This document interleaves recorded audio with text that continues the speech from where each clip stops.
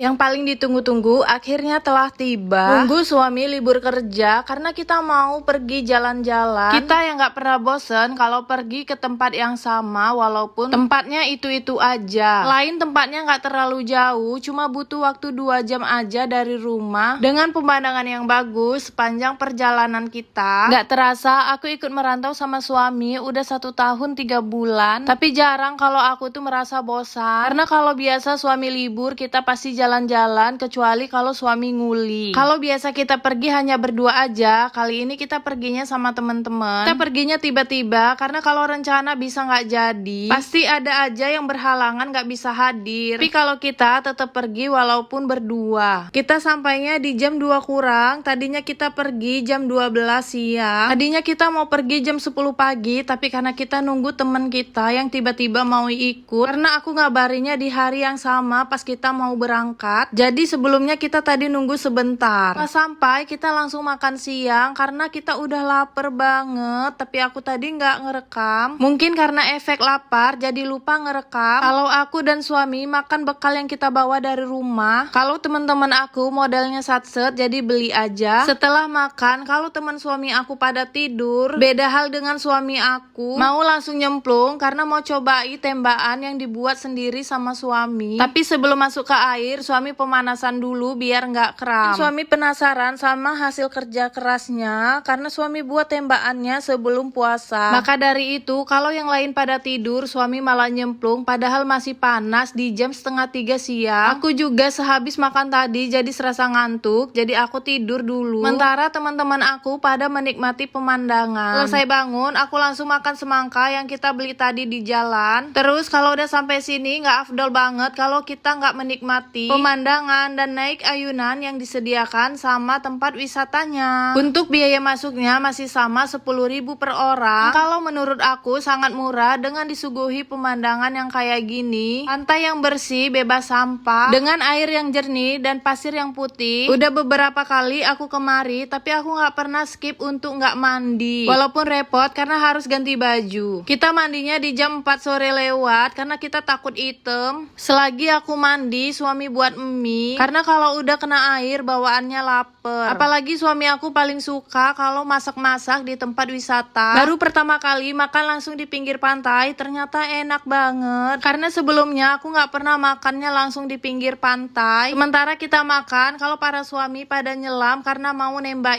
ikan. Harapan aku kalau suami bakalan bisa dapat ikan yang banyak karena kita bisa bakar-bakar ikan di pantai. Apalagi suami aku yang paling yakin bakalan bisa dapat ikan yang banyak berkat tembakan yang dibuatnya. Setelah nunggu para suami yang nyelam di laut, akhirnya suami bisa makan masakan buatan istri yang dimana masak mie. Karena ikan yang banyak di laut, satupun gak ada yang bisa didapatkan. Gak terasa udah jam 5 sore aja kita waktunya mau pulang. Tapi sebelumnya kita beres-beres dulu. Belum beberes, aku dan suami sama temen juga masih bisa cemplung-cemplung di pantai karena kita seneng banget kalau mandi.